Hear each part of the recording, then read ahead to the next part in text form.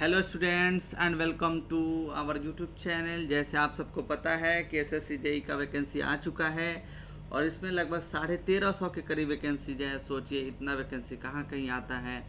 कम से कम इसमें 1200 वैकेंसी और एक दो महीने के अंदर यानी प्रीलिम से पहले ऐड ऑन हो जाएगा, क्योंकि नोटिफिकेशन में मेंशन किया हुआ है जो गंगा रिवर प्रोजेक्ट है उसमें वैकेंसी जाएगा। और गंगा आप जानते हैं कि हर स्टेट से ऑलमोस्ट गुजरता है, तो कितनी ज़्यादा रिक्रूटमेंट्स आएगी सेंट्रल गवर्नमेंट के जॉब में।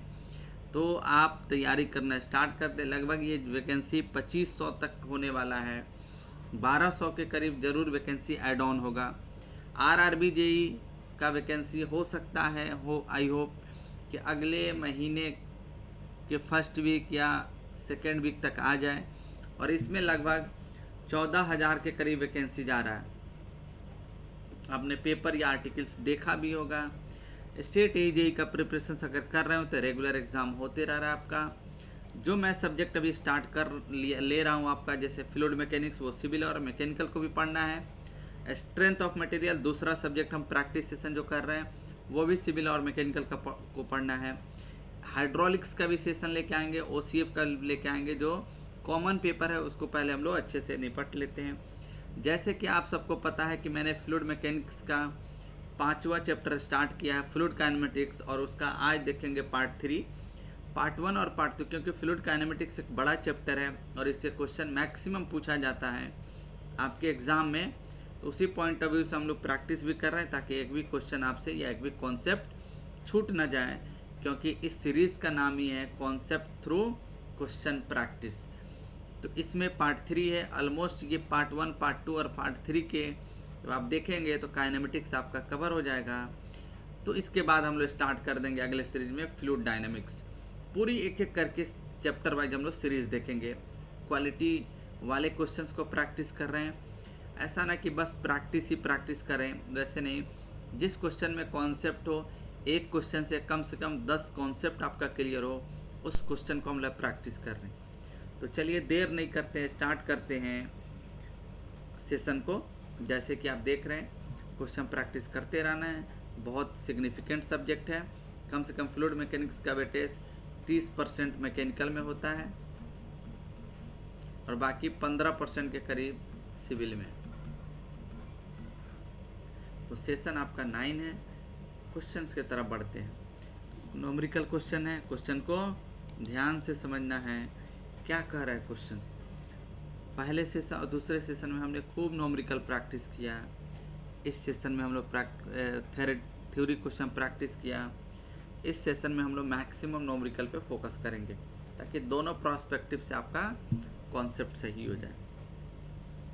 जैसे कि आप देख रहे हैं क्वेश्चंस में लिखा गया है, if the velocity vector in a 2 dimensional flow field is given by, दिया हुआ क्वेश्चंस को नोट डाउन कर लें।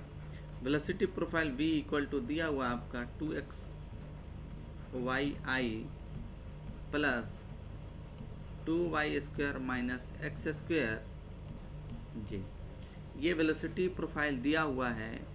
और जनरल वेलोसिटी प्रोफाइल आप जानते हैं, लिखते हैं आप u i प्लस वी जे। आई और जे क्या है? Velocity in the x and y direction respectively. 2 dimensional है इसीलिए यहाँ पे 2 कोऑर्डिनेट दिया गया। तो आप यहाँ इक्वेट कर लें। स्मॉल u इक्वल टू हो जाएगा 2xy और स्मॉल v इक्वल टू आपका हो जाएगा 2y square minus x square. ये आपका velocity component along the x direction और y डायरेक्शन आपने फाइंड आउट कर लिया। क्वेश्चन कह रहा है कि देन द वर्टिसिटी वेक्टर और vector curl v will be, यानी हमें निकालना है वर्टिसिटी का वैल्यू क्या होगा। और आप जानते हैं वर्टिसिटी को आप जीटा से इंडिकेट करते हैं। ये होता है 2 times of the omega Z. कितना? 2 times of the omega Z, जहाँ पे ओमेगा जेड रिप्रेजेंट करता है ई रोटेशनल, यानी रोटेशनल कंपोनेंट को, ई रोटेशनल एंड रोटेशनल कंपोनेंट को। ओमेगा जेड का वैल्यू अगर आप कैलकुलेट करें दिए हुए वेलोसिटी प्रोफाइल के लिए, अगर ये 0 आ जाए तो आप कहते हैं ई रोटेशनल। ये तब आप अप्लाई करेंगे जब फ्लो 2 डायमेंशनल हो, और क्वेश्चन में मेंशन ऑलरेडी किया हुआ है 2 डायमेंशनल फ्लो, यही पूछा जाता है ई रोटेशनल। अगर ओमेगा जेड का वैल्यू नॉट इक्वल टू 0 आ जाए तो आप कहते हैं दिए हुए वेलोसिटी प्रोफाइल रोटेशनल फ्लो को रिप्रेजेंट करेगा। यानी ओमेगा जेड जो है आपका रोटेशनल कंपोनेंट को इंडिकेट करता है, and that can help to decide whether the given velocity profile is either rotational और irrotational। तो चलिए कैलकुलेट करते हैं। और जीटा कहलाता है वर्टिसिटी, वर्टिसिटी 2 times of the omega Z होता है, इसे ध्यान में रखना है आपको। ओमेगा जेड का इक्वेशन लिख लेते हैं। ये तभी आप अप्लाई करेंगे जब वेलोसिटी प्रोफाइल 2 डायमेंशनल दिया हो, अदरवाइज अगर 3 डायमेंशनल फ्लो हो तो उस केस में मैं एक बता दूंगा इक्वेशन जो डिटर्मिनेंट के फॉर्म में यूज़ करते हैं। तो यहाँ पे आप जानते हैं 1/2 इक्वेशन होता है del we by del x minus del u by del y. दिए हुए वेलोसिटी प्रोफाइल को x के रेस्पेक्ट में डिफ्रेंशिएट कर दें तो del we by del x लिख सकते हैं del by del x, v के जगह आप लिखेंगे 2y² माइनस एक्स स्क्वायर। ये y क्या है, x के रिस्पेक्ट में डिफ्रेंशिएशन है, कांस्टेंट है, 0 हो जाएगा, और x का डिफ्रेंशिएशन -2x, यानी del we by del x equal to equation बनेगा -2x। इन सिमिलरली यहाँ पे आप निकाल लें del u by del y, del by del y लिखेंगे और यहाँ पे इक्वेशन u का वैल्यू 2xy दिया। जब इसको डिफ्रेंशिएट करेंगे y के रेस्पेक्ट में तो 2x आ जाएगा। वैल्यू पुट कर दे omega Z equal to 1/2 del we by del X का वैल्यू आपने देखा कि यहाँ पर क्या आया है -2x, और del u by del y का वैल्यू हुई -2x। यहाँ पे ये वैल्यू क्या आ जाएगा 1/2 गुने -4x आ गया। ओमेगा जेड इक्वल टू आपने निकाल लिया, ये 2 से 2 कैंसिल हो जाएगा, बचेगा omega Z equal to -2x। लेकिन वी ऑल नो डैट अगर एंगुलर कंपोनेंट आप देखेंगे तो लिखा जाता omega x plus omega y plus omega z, और आई जे और के लिखेंगे। इसका मतलब ओमेगा जेड ये बताता है कि ये रोटेशनल कंपोनेंट किसके डायरेक्शन का होगा, जेड डायरेक्शन का होगा, इसीलिए आप लगा देंगे यहाँ पे 2x के। जीटा इक्वल टू आप जानते हैं 2 टाइम्स ऑफ ओमेगा जेड होता है, तो यहाँ मल्टीप्लाई करेंगे तो -4x और डायरेक्शन आपका के होगा। यानी ये जो कंपोनेंट वेलोसिटी प्रोफाइल का निकलेगा वर्टिसिटी, वो आपका हमेशा क्या होगा, perpendicular direction for the given velocity profile. अगर एक्स वाई दिया हुआ है तो इसका परपेंडिकुलर डायरेक्शन क्या होगा, जेड डायरेक्शन होगा। थंब रूल से आप निकाल सकते हैं। अगर वेलोसिटी प्रोफाइल 3 डायमेंशनल दिया होता तो वेलोसिटी प्रोफाइल अगर v इक्वल टू इक्वेशन दिया रहता vj प्लस स्मॉल w_k, तो कर्ल निकालने के लिए ये कर्ल कहलाता है बेसिकली रोटेशनल कंपोनेंट। कर्ल ये बताता है रोटेशनल और ई रोटेशनल फ्लो को। कर्ल v इक्वल टू हम लिखते इसे i j k del by del x del by del y del by del z लिखते यू वी डब्ल्यू, और इसे स्मॉल डब्ल्यू इसे सॉल्व कर लेते। कर्ल जो वैल्यू आता वो आपका रोटेशनल और ई रोटेशनल कंपोनेंट को रिप्रेजेंट करता है। अगर कर्ल का वैल्यू 0 आ जाता तो आप कहते ई रोटेशनल फ्लो है। अगर कर्ल का वैल्यू नॉट इक्वल टू 0 आता तो आप कहते हैं ये रोटेशनल फ्लो है। तो आइदर 2 डायमेंशनल फ्लो हो या 3 डायमेंशनल फ्लो हो, उसके बेसिस पर हम आसानी से डिफाइन कर सकते हैं। तो आप देख रहे हैं नॉमरिकल क्वेश्चन है, गलत होने के चांसेस कम रहता है। डी यहाँ पे आंसर आपका निकला हुआ है, D will be the right answer. अगला सवाल देखते हैं, question number 2। वर्टिसिटी is given bye. वर्टिसिटी basically क्या होता है, ये तभी एग्जिस्ट करेगा जब फ्लो का नेचर रोटेशनल हो। ध्यान रखना, फ्लो इज रोटेशनल। अगर फ्लो रोटेशनल होगा इसका मतलब ओमेगा जेड का वैल्यू नॉट इक्वल टू 0 होगा, या curl v equal to not equal to 0। ये 2D फ्लो के लिए है, 2 डायमेंशनल फ्लो के लिए है, और ये क्या है 3D फ्लो के लिए है। ठीक है, तो वॉर्टिसिटी क्या कहता है? वॉर्टिसिटी इज बेसिकली, यहाँ पे मैं डेफिनेशन लिख देता हूँ।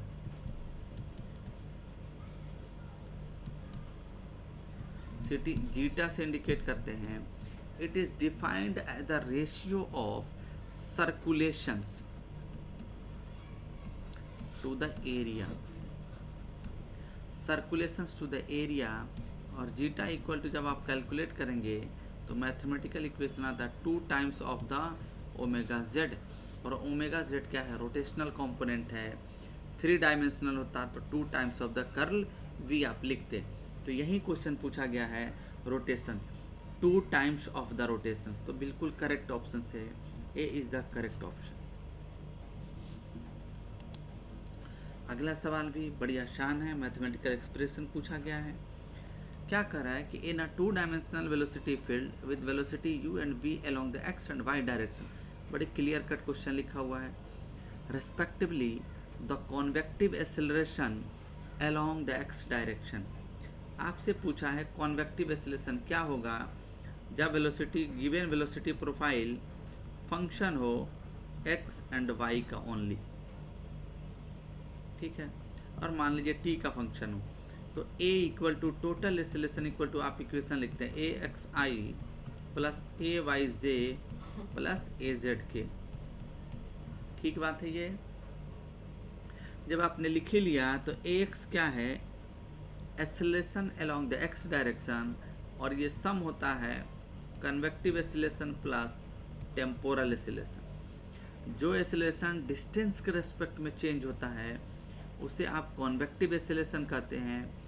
जो पार्ट एक्सेलरेशन का टाइम के रेस्पेक्ट में चेंज होता है उसे हम टेम्पोरल एक्सेलरेशन कहते हैं। जैसे एक्सेलरेशन अलोंग एक्स डायरेक्शन आप लिखेंगे total acceleration along the x direction, तो इक्वेशन क्या होता है? u partial different del u by del x v del u by del Y plus small w del u by del z plus del u by delta.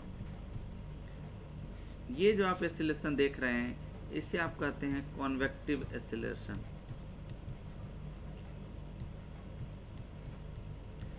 This acceleration is called convective acceleration, और इस acceleration को हम कहते हैं temporal acceleration. Temporal acceleration प्यारा सा concept है, जैसे कि आप समझ सकते हैं। बहुत ज़्यादा कन्फ्यूजन है लोगों को कि कॉन्वेक्टिव एक्सेलरेशन और टेम्पोरल एक्सेलरेशन को कैसे डिफाइन करें, या इन दोनों को कैसे डिस्टिंग्विश करें, कैसे डिफ्रेंशिएट करें इन दोनों में। तो यहाँ क्लियर कट इक्वेशन से आप समझ लें। जैसे यहाँ पे कुछ देख रहे हैं, एक्सेलरेशन जो एक्सेलरेशन है वो डिस्टेंस के रिस्पेक्ट में चेंज हो रहा है और कुछ टाइम के रिस्पेक्ट में। तो इस तरह से मैंने यहाँ पे लिख दिया। सिर्फ आपसे पूछा जा रहा है कि अगर एक्स डायरेक्शन का एक्सेलरेशन आप लिख रहे हैं तो कॉन्वेक्टिव एक्सेलरेशन क्या होगा? तो सिंपली आप कहेंगे कि यहाँ पे टेम्पोरल एक्सेलरेशन का वैल्यू 0 होगा। So in that situation the convective acceleration is written as u del u by del x v del u by del Y plus small w del u by del z। यहाँ सिर्फ 2 dimensional flow का mention किया गया है, जैसे कि यहाँ देख रहे हैं। तो आप कहेंगे omega component z small w component 0 है, तो x इक्वल टू सिंपल सा इक्वेशन होगा del u by del x del u by del y. याद रखना इस इक्वेशंस को, कॉन्सेप्ट को, ताकि क्वेश्चन आपसे मिस ना हो जाए। तो यहाँ पे मैच करा लीजिए u del u by del x v del u by del y, d will be the right answer. यही अगर a y का आप लिखते तो यहाँ इक्वेशन क्या होता, जहाँ जहाँ डिफ्रेंशिएशन में स्मॉल u होता वहाँ आप v रिप्लेस कर देते हैं, u del v by del x del v by del y. अगर यही z डायरेक्शंस का लिखते तो जहाँ जहाँ u कॉम्पोनेंट होता वो कहाँ किस में रिप्लेस हो जाता, w कॉम्पोनेंट में। आसान सी बात है। तो चलिए आगे बढ़ते हैं। क्वेश्चन नंबर 4 को समझने की कोशिश करते हैं।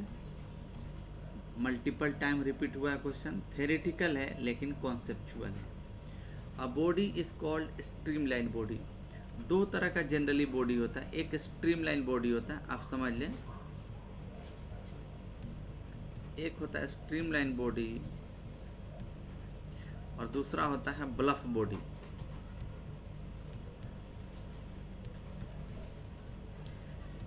ब्लफ बॉडी मतलब एक तरह से आप ब्लफ करने का मतलब आप समझते हैं ना। स्ट्रीमलाइन बॉडी, अगर कोई बॉडी लिक्विड के अंदर सबमर्ज हो और वह स्ट्रीमलाइन से कोइंसाइड्स कर जाए, those type of the body which are submerged in the liquid and that are coincides with the streamline is called a streamline body.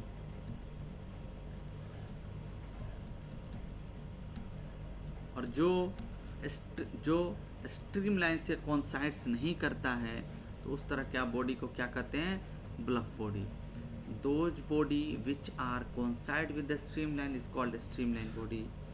Surface area coincides करता है, तो यहाँ से आप देख सकते हैं surface of the body coincides with the stream lines. ठीक है, दो कॉन्सेप्ट ये याद रखेंगे आप।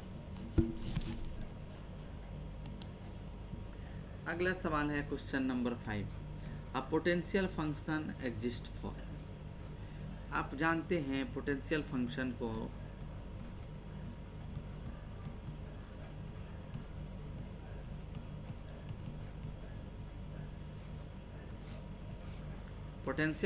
को हम फाई से रिप्रेजेंट करते हैं और ये फाई फंक्शन होता है, लिख लें x y z and t को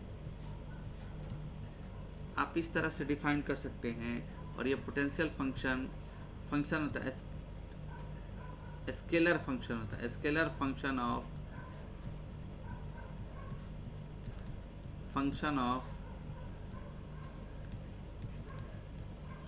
space and time. Scalar function of space and time कहलाता है ये। और आपसे पूछा जा रहा है कि पूरी कॉन्सेप्ट में बताने की कोशिश कर रहा हूँ। अगर ये आप क्या कहता है कि अगर पोटेंशियल फंक्शंस को डिफाइन करना है तो किसी दिए हुए पोटेंशियल फंक्शन को किसी भी डायरेक्शन के रिस्पेक्ट में पार्शियली डिफरेंशिएट कर दें और निगेटिव साइन लगा दें तो वो रिप्रेजेंट करेगा उस डायरेक्शंस के वेलोसिटी को। जैसे u small v equal to लिखेंगे तो minus del phi by del Y, small w equal to लिखेंगे तो minus del phi by del Z. ये velocity along the respective x, y and z directions को represent करेगा। अब आप continuity equations को अप्लाई कर दें, del u by del Y plus del we by del Y. 2 dimensional के लिए हम बातें कर रहे हैं, यहाँ पे 0 लिखेंगे, वैल्यू लिखेंगे तो आ जाएगा del square phi by del x square plus del square phi by del y square. इस इक्वेशंस को आप कहते हैं Laplace equation.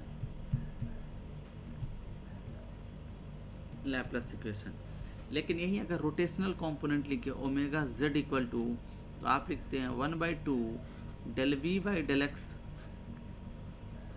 Minus del u by del y. यहाँ से 1/2 डेल बाई डेल एक्स और v के जगह पर आप लिखेंगे minus del phi by del y minus del by del y और u के जगह पर लिखेंगे minus del phi by del x. Value को कैलकुलेट करेंगे 1/2 लिखेंगे minus del square phi divided by del x into del y minus minus plus del square phi divided by del x into del y. जब यहाँ omega z का value आप calculate करेंगे, ये value automatically आपने कोई प्रॉब्लम सॉल्व नहीं किया, सिंपल सा जो कॉन्सेप्ट कहता है उसको आपने सॉल्व करके देखा तो यहाँ पे मैथमेटिकली एक्सप्रेशन 0 के बराबर आ गया। तो इस तरह के कंडीशंस अगर आ जाए तो आप क्या कहेंगे, ई रोटेशनल फ्लो होगा। तो ये बातें यहाँ से क्लियर हो गया। आप याद रखें potential function phi only exist for steady, incompressible and irrotational flow. irrotational flow तो यहाँ से आप कह सकते हैं two dimensional irrotational flow only. irrotational fluid flow whether compressible और incompressible. irrotational flow for incompressible flow, यानी irrotational होगा तो नेचर इनकम्प्रेसिबल होगा. ठीक है, ये टू डायमेंशनल irrotational इसलिए गलत है कि पोटेंशियल फंक्शन टू डायमेंशनल और थ्री डायमेंशनल दोनों के लिए वैलिड है. तो ये सरासर गलत होगा कहना कि सिर्फ टू डायमेंशनल के लिए वैलिड है, इसलिए उस ऑप्शन के साथ आप नहीं जा सकते हैं. The correct answer is irrotational flow of incompressible fluid only, क्योंकि जो फ्लूइड irrotational होगा it must be incompressible in nature.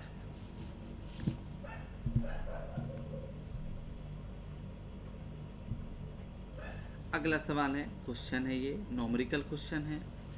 Sai को आप जानते हैं स्ट्रीम फंक्शन कहा जाता है, और ये दिया हुआ है 3x² y minus y Q.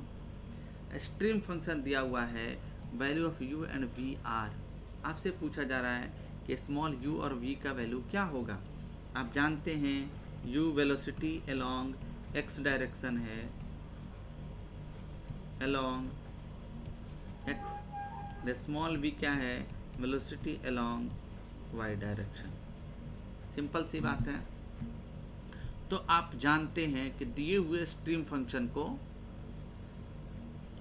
मान लीजिए ये generally two dimensional stream function generally two dimensional flow के लिए वैलिड होता है, और ये रोटेशनल एंड इरोटेशनल दोनों के लिए वैलिड होता है, rotational as well as irrotational flow. ये भी सवाल बहुत बार पूछा गया है. क्या कहता है कि दिए हुए स्ट्रीम फंक्शन को किसी भी डायरेक्शन के रेस्पेक्ट में डिफ्रेंशिएट कर देंगे तो वो अपने परपेंडिकुलर डायरेक्शंस को वेलोसिटी को रिप्रेजेंट करेगा. मान लीजिए कि आपने डेल साई को x के रेस्पेक्ट में डिफ्रेंशिएट कर दिया, तो ये x एक्सिस है, ये y एक्सिस है, इसका परपेंडिकुलर डायरेक्शंस क्या होगा, v होगा, स्मॉल v. और आपको मूव करना एंटी क्लॉकवाइज डायरेक्शन, और इससे आप लेंगे पॉजिटिव साइन, तो ये वैल्यू पॉजिटिव आएगा.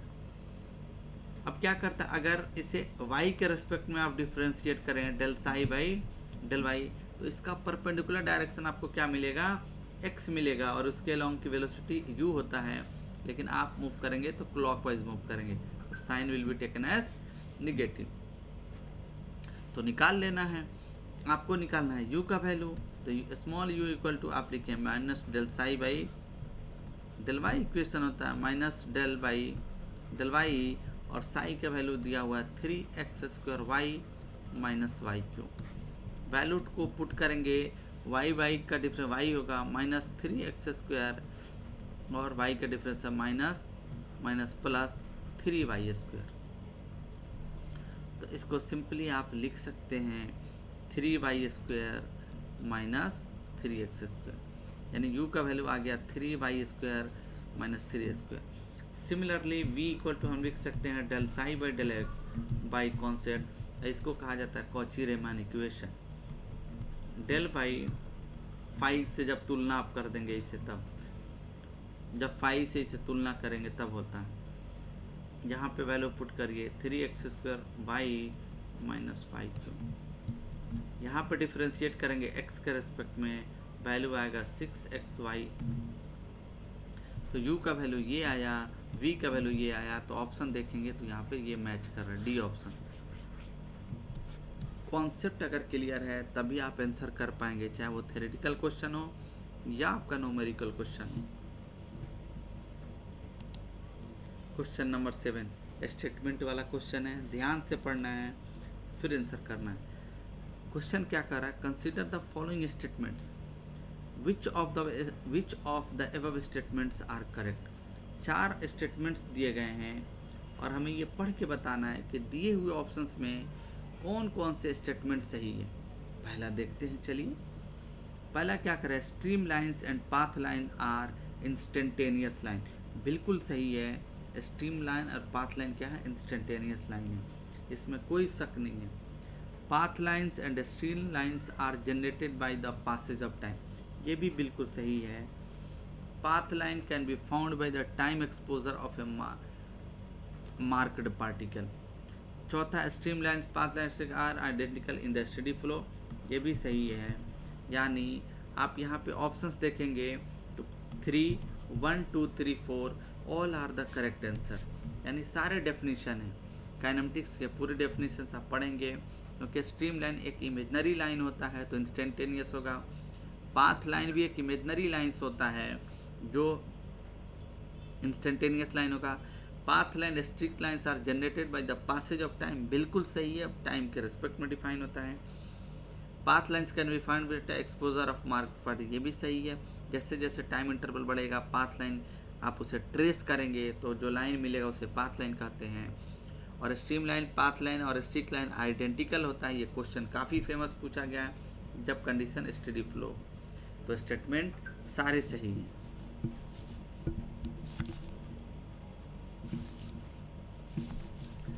अगला स्टेटमेंट देखते हैं, question number 8।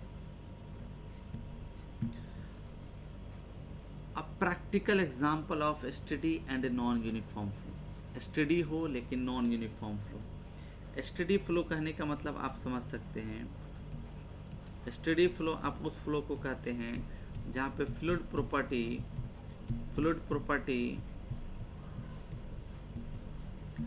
Do not change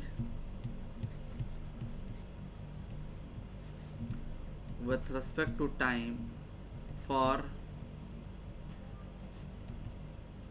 given instant, नहीं चेंज होना चाहिए। नॉन यूनिफॉर्म फ्लो मतलब सिर्फ फ्लूइड की वेलोसिटी चेंज हो। तो आप क्या कहेंगे, मान लीजिए अगर ये डाइवर्जिंग सेक्शन हो या कन्वर्जिंग सेक्शन हो, ये कन्वर्जिंग सेक्शन है और ये क्या अपना डाइवर्जिंग सेक्शन है। Cross section area along the flow अगर डिक्रीज करे वो कन्वर्ज कर रहा है, इंक्रीज कर जाए तो डाइवर्ज कर रहा है। अब आप यहाँ चाहे सेक्शन 1 यहाँ मान लें, या यहाँ सेक्शन 1 और सेक्शन 2 मान लें। अगर इस दोनों सेक्शन पे आप बात करेंगे तो जो क्वांटिटी का यहाँ डिस्चार्ज होगा वही इससे होगा, लेकिन फ्लो स्टडी तो ज़रूर होगा लेकिन नॉन यूनिफॉर्म होगा। तो जनरली फ्लो जो होता है, आपका पूछा गया सवाल है, जनरली फ्लो कैसा होता है, नॉन यूनिफॉर्म होता है। ये भी याद रखना है कि जो फ्लो स्टडी होगा ऐसा ज़रूरी नहीं है कि वो यूनिफॉर्म होगा, जो फ्लो यूनिफॉर्म होगा ऐसा ज़रूरी नहीं है कि स्टडी होगा। थर्ड, जो फ्लो स्टडी होगा वो नॉन यूनिफॉर्म होगा रियल कंडीशंस में, बिल्कुल सही बात है। अगला सवाल देखते हैं, क्वेश्चन नंबर 9। क्वेश्चन क्या कर रहा है कि a streamline body is defined as a body about which. अभी आपने देखा कि स्ट्रीमलाइन बॉडी उस बॉडी को कहते हैं जिसका सरफेस स्ट्रीमलाइन से कोइंसाइड्स कर जाए। अगर स्ट्रीमलाइन से कोइंसाइड्स करेगा तो आप क्या कहेंगे, the flow suppression is suppressed होगा, यानी सेपरेशन क्या होगा, सप्रेस्ड होगा। इस तरह के क्वेश्चंस पूछे गए 1-2 बार। क्वेश्चन नंबर 10 भी आपका न्यूमेरिकल प्रॉब्लम है। विच of the following function is valid for potential function. बड़ी सुंदर सा सवाल है, कौन सा दिया हुआ पोटेंशियल फंक्शंस के लिए वैलिड है। और आप जानते हैं, अभी आपने देखा इसी सेशन में 2 डायमेंशनल फ्लो के लिए del square phi del x square plus del square phi del y square अगर 0 हो जाए तो ये 2 डायमेंशनल फ्लो जो होता है लैपलेस इक्वेशन कहलाता है, 2 डायमेंशनल फ्लो कहलाता है। और इस फ्लो को हम कहते हैं लैपलेस इक्वेशन।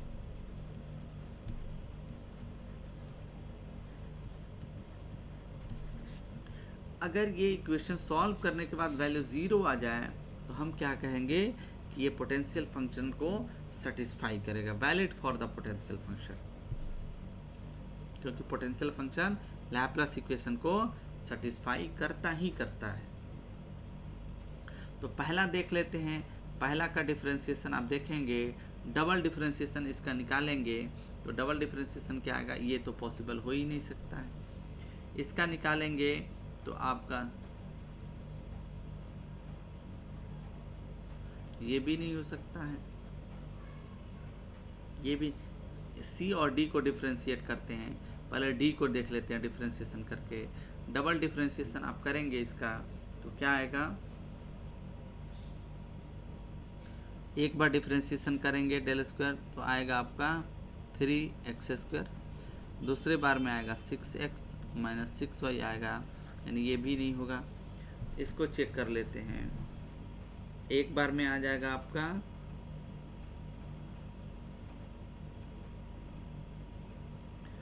इसे डिफ्रेंशिएट करेंगे डेल स्क्वायर, पहले डेल 5/x निकाल लें आप। x के रेस्पेक्ट में इसे डिफ्रेंशिएट करेंगे तो ये वैल्यू 0 होगा, आएगा -6xy। डेल स्क्वायर 5/x² करेंगे तो वैल्यू आएगा -6y। इसको डिफ्रेंशिएट करते हैं, डेल स्क्वायर डेल 5/y निकालते हैं तो डिफ्रेंशिएट करेंगे तो आएगा 3y² माइनस 3x²। दूसरे बार में डिफ्रेंशिएट करेंगे तो x कांस्टेंट हो जाएगा y के रिस्पेक्ट में, ये आएगा 6y माइनस 0। वैल्यू पुट करते हैं del square 5/x² plus del square 5/y²। तो यहाँ पे वैल्यू, इसका वैल्यू -6y है और इसका वैल्यू 6y है, यानी ये वैल्यू 0 आ गया। तो यहाँ से आप कह सकते हैं ये सेटिस्फाई कर रहा है, यानी C will be the right answer. Option eliminate करना भी सीखें, डायरेक्ट एलिमिनेट करेंगे आंसर आपको मिल जाएगा। अगला सवाल है, इम्पोर्टेंट है, जो पूरी मैथमेटिकल एक्सप्रेशन पे जितने क्वेश्चन बनते हैं, चाहे वो वेलोसिटी पोटेंशियल से हो, कॉन्टिन्यूटी इक्वेशन से हो, लैप्लास इक्वेशन से हो, स्ट्रीमलाइन से हो, सभी क्वेश्चंस हमने मैथमेटिकली प्रैक्टिस कर लिया, क्योंकि इसी पे क्वेश्चंस पूछे भी जाते हैं आपके, अगर न्यूमेरिकल प्रॉब्लम पूछा गया तो। क्वेश्चन कर, a two dimensional flow field is given by like that. v equal to दिया हुआ है ix माइनस jy। तो इस तरह से अगर देखें तो आप कंपेयर कर लें, लिख सकते हैं ui plus small bj। ui equal to लिखेंगे x, small b equal to लिखेंगे -y। सिंपल सी बात है।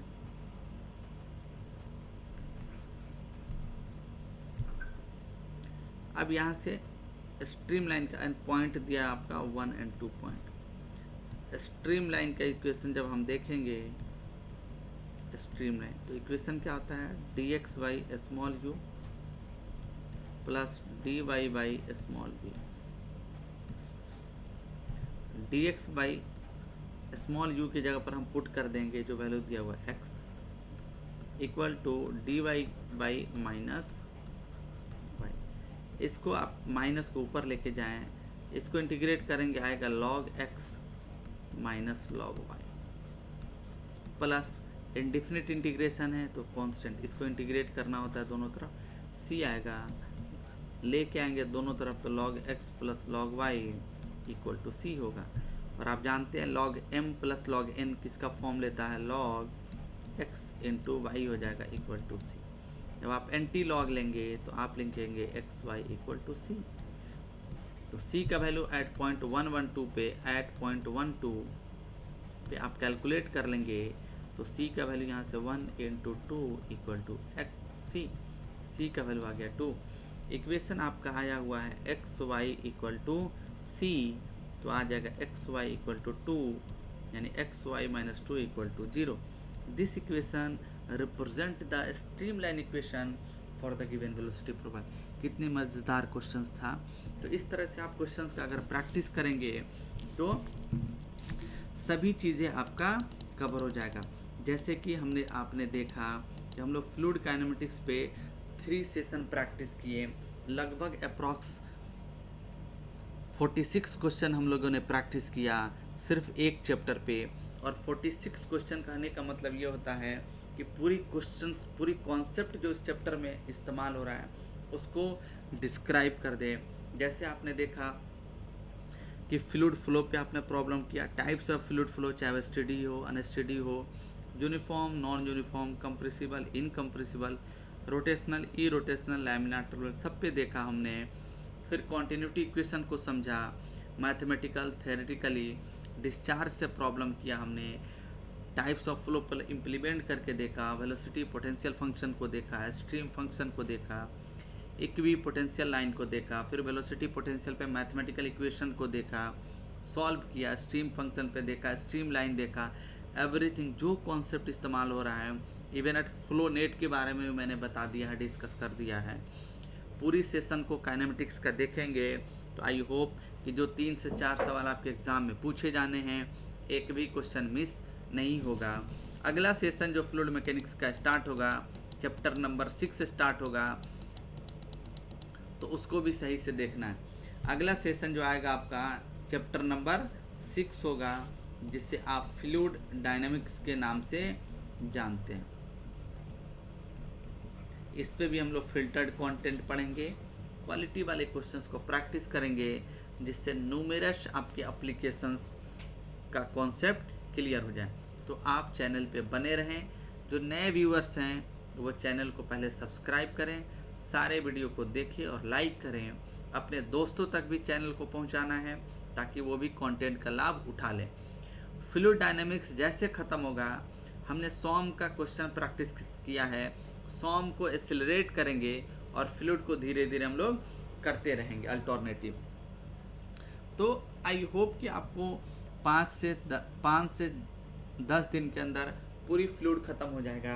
यानी इस महीने आप लेके चले कि सॉम, फ्लूइड और हाइड्रोलिक्स ख़त्म होगा। सितंबर पूरी दबा के हम प्रैक्टिस करेंगे और भी सेशन का। तो इस तरह से हमारा शेड्यूल रहेगा। बाकी चैनल पे बने रहें, तैयारी करें ऑनेस्टी लेवल से, आप आगे ज़रूर बढ़ेंगे। फिर मिलते हैं अगले सेशन में, तब तक के लिए थैंक यू फॉर वॉचिंग।